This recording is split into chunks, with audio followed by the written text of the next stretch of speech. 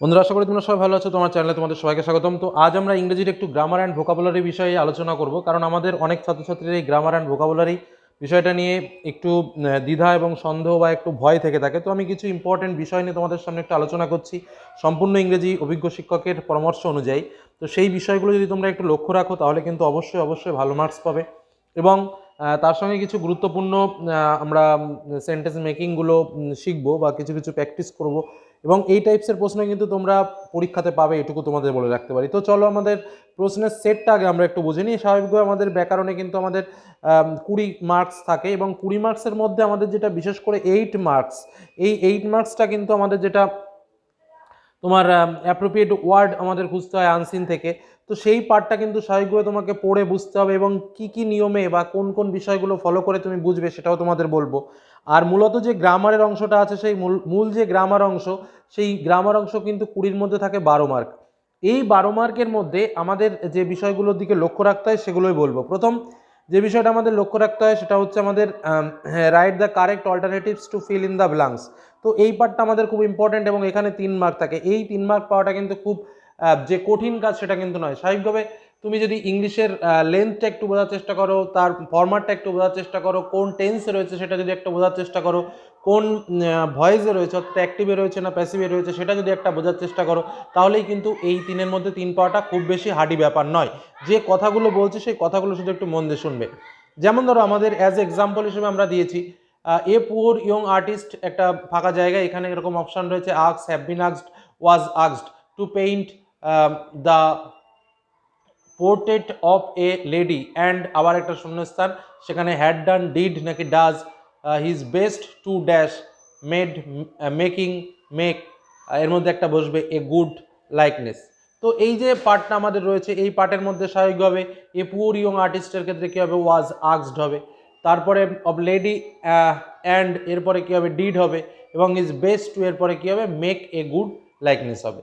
তো এরকম পার্টই কিন্তু তোমাদের পরীক্ষাতে আসবে। দেখো এখানে যেমন একটা রয়েছে, শুধুমাত্র এই একটা বিষয় নয়, আমি বলবো যে তোমাদের যার যে প্র্যাকটিস বুক আছে সে সেই প্র্যাকটিস বুক থেকে প্র্যাকটিস করো। এ লট অফ প্র্যাকটিস কিন্তু তোমাকে এই ইংরেজি গ্রামারে কিন্তু ভালো মার্কস নিতে পারে, এটুকু তোমাকে মাথায় রাখতে হবে। কারণ শুধুমাত্র একটা দুটো আমি প্র্যাকটিস করলাম, সেই প্র্যাকটিসের উপরে বেস করেই যে আমি ফুল মার্কস পেয়ে যাবো সেটা কিন্তু গ্রামারের ক্ষেত্রে সম্ভব নয়। যে কারণে বলছি, যার যে বই আছে সেই বইগুলো থেকে এরকম অন্তত 15-20টা যদি অটোমেটিক্যালি তুমি একটু প্র্যাকটিস করো, থিমটা একটু বোঝার চেষ্টা করো, তাহলে বিষয়টা বুঝতে পারবে।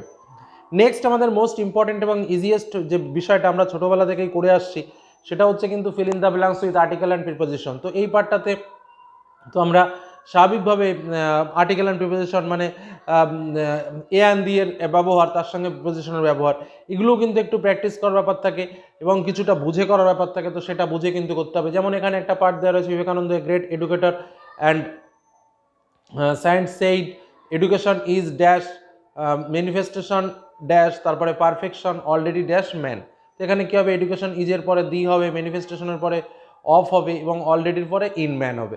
তো এরকমভাবেই কিন্তু ছোট্ট ছোট্ট বিষয় দেবে, ছোট্ট ছোট্ট শূন্যস্থান দেবে, এগুলো একটু প্র্যাকটিস করবে। এ অ্যান্ড দি এর আর্টিকেলের ফর্মুলা যেটা রয়েছে সেটা একটু শিখতে হবে, প্রিপোজিশনের একটু ফর্মুলাটা শিখতে হবে, কোন ক্ষেত্রে কোন কোন প্রিপোজিশনগুলো ব্যবহৃত হয়।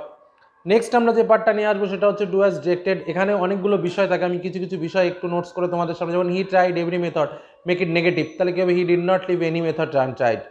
তারপরে he return home, it was evening, join in to a simplex sentence, কী হবে answer, he returned home in the evening. Next all I আক্স is a windy day, change the voice, তাহলে অল দ্যাট ইজ আক্সড by me is a windy day. তো দেখো Dipa is A writing a letter, change the voice, a letter is being written by Dipa, very easy. Raj said will you go to the picnic, Sati কি বলছে, change the mode of narration, কী হবে, Raj asked Sati if she would go to the picnic. Next he is too timid to protest, omit to, তাহলে কী হবে, he is so timid that he can not protest. Next what is a beautiful flower, it is, তাহলে কি turn into statement, কি বলছে, it is a very beautiful flower. October is the best time, use positive degree of best, তাহলে no other time is so good as October. Okay, তারপর দেখো I do not like tea, I do not like coffee, join using neither or not, তাহলে I like neither tea or coffee. Next they are watching a the movie, change the voice, তাহলে কি হবে, the movie is being watched by them. দেখো blood is the most essential fluid in human body, make it negative, তাহলে কি করতে হবে, no other fluid in human body is so essential as blood. তারপরে কি রয়েছে, he said to me who are you change the mode of narration, তাহলে he asked me who I was. Hurray the match has been won by us change the voice, তাহলে কি হবে, hurray we have won the match. Next, যদি নেস some money he can buy books using join using an infinitive, তাহলে হচ্ছে যদি নেস some money to buy books. Next, Nehru was the founder of modern India. He was a great leader. Use a phrase in apposition. তাহলে কি হবে, Nehru, the founder of the modern India, was a great leader. তো এইভাবে কিন্তু বিভিন্ন যে টিপসগুলো দিলাম, যেমন কোন কোন বিষয়গুলো, as a phrase in apposition, তারপরে জয়নিং ইউজিং দ্য ইনফিনিটিভ, তারপরে change the voice, mode of narration, এই টাইপস জিনিসগুলোই আসবে এবং তোমাকে প্র্যাকটিস করতে হবে।